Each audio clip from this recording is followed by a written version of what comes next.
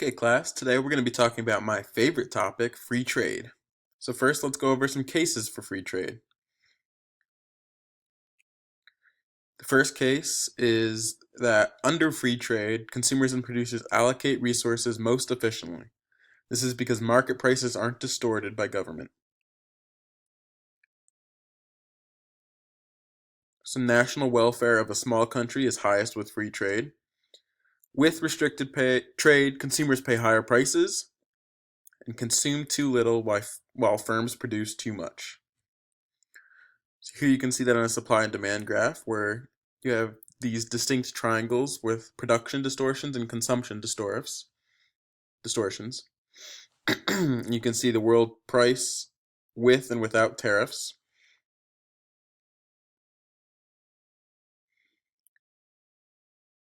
So, tariff rates are already low for most countries, so the estimated benefits of moving to free trade are a small fraction of national income.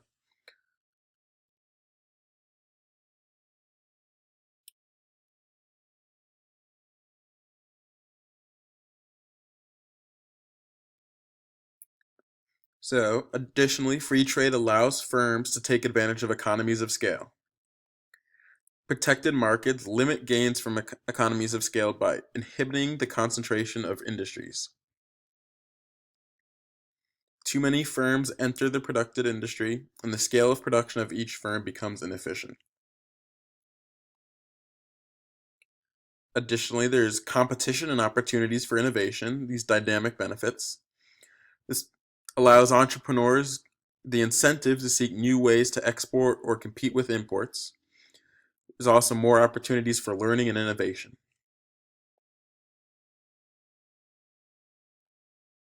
Free trade avoids the loss of resources through rent seeking. So you spend time and other resources seeking quota rights and the profit that they will earn. So, for example, with free trade, you're not going to have companies spending money to lobby for tariffs and quotas.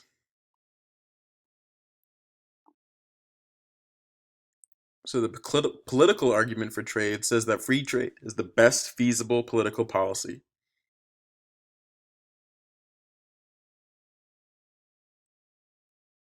Any policy that deviates from free trade gets manipulated by political groups, leading to decreased national welfare and decreased global welfare. So, for a large country, a tariff lowers the price of imports in world markets and generates a terms of trade gain. The benefit may exceed the losses caused by distortions in production and consumption. However, there's very few cases where this benefit exceeds the losses. A small tariff will lead to an increase in national welfare for a large country. But at some tariff rate, the national welfare will begin to decrease as economic efficiency loss exceeds terms of trade gain. So similar to the Laffer curve for taxation, you can see that there's a curve for optimum tariff.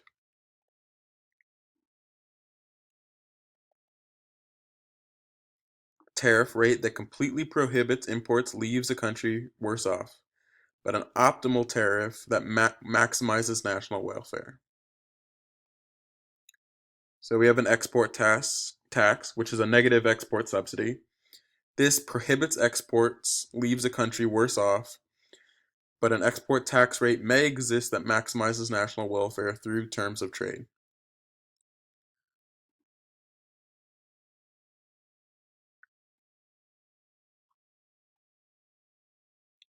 Counterarguments.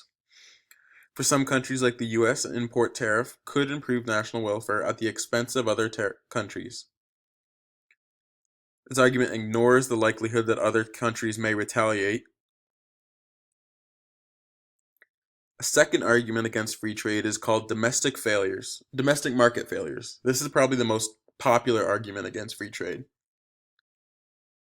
This basically states that free trade may result in suboptimal policies. One of the best examples is that free trade may result in monopolies.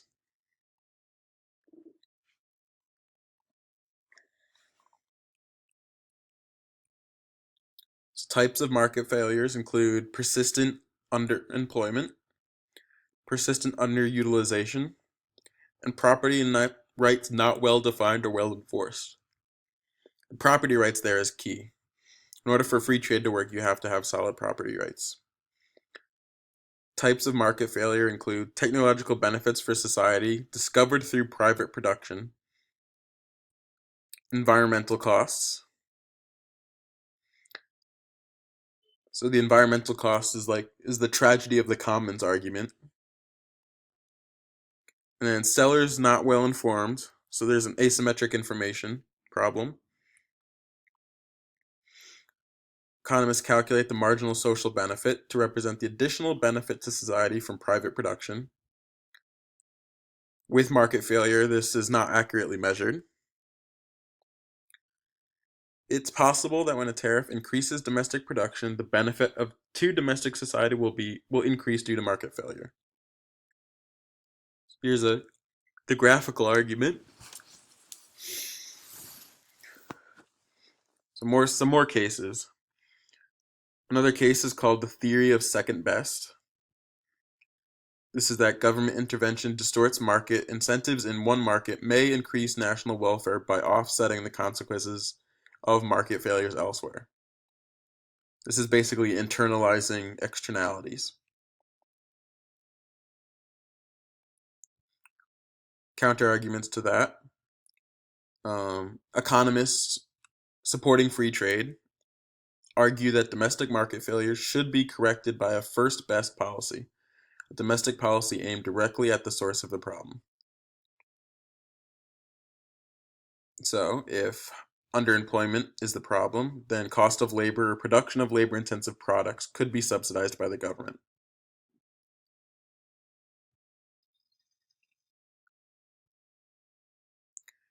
So the idea of market failure is kind of unclear to what degree it is in the real world. Government policies to address market failure are likely to be manipulated by politically powerful groups. This is through lobbying and log rolling. And oftentimes the government intervenes in the market before there's a clear market failure. So due to distorting the incentives of producers and consumers, trade policy may have unintended consequences or externalities that make situations worse, not better. Let's look at some political models. So how is trade policy determined? Models of government maximizing political success rather than national welfare. First, we have the median voter theorem. This was popularized by the public choice scholars in the 1950s.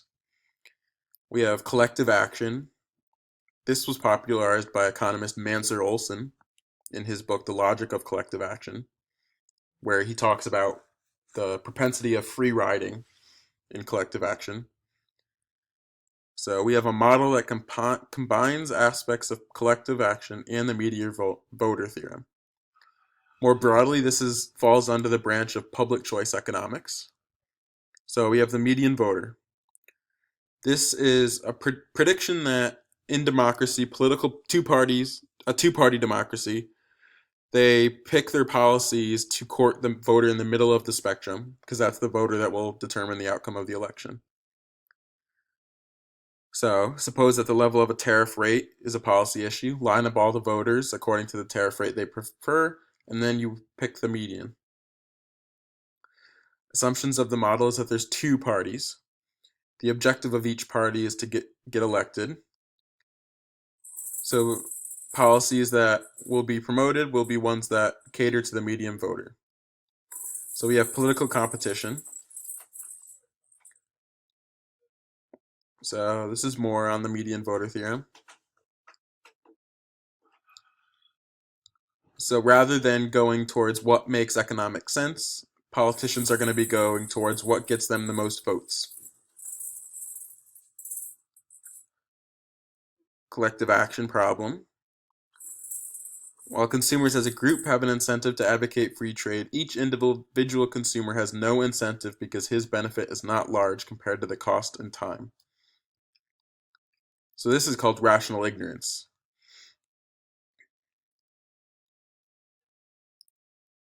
Groups who suffer large losses from free trade have the strong incentive to advocate the policy he desires. So this is why we get so many farm subsidies, because the farmers are really good lobbyists. So we have a model of trade policy.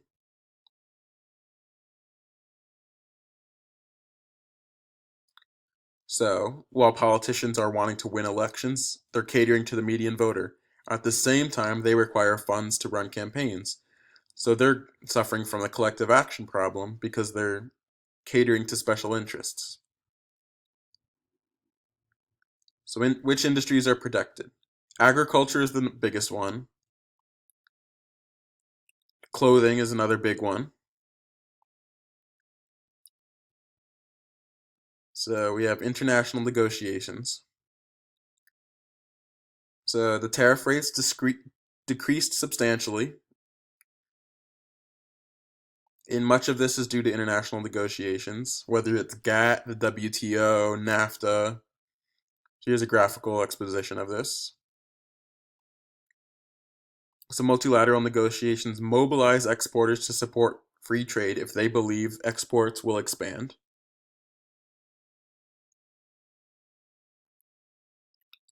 These negotiations also help to avoid trade wars between countries. Sometimes trade wars actually turn into real wars. So here's a game theoretic exposition of problem of trade warfare. You see, what is optimal is that we have free trade where each country, Japan and US, is getting 10. But what happens is the Nash equilibrium is that both countries want this 20 that they could get if they have protection and the other country has free trade. So both choose protection and end up with -5.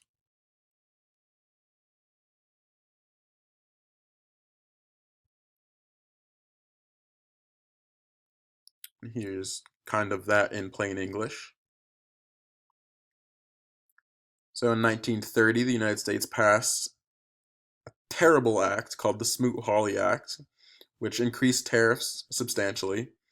As a result, US trade fell sharply. And they spent the next couple decades trying to combat the effects of that act. So we have the World Trade Organization finally. So in 1947, 23 countries began negotiations, which became known as the General Agreement on Tariffs and Trade, or GATT. 1995, the World Trade Organization was organized, which became a formal organization for future multilateral trade negotiations.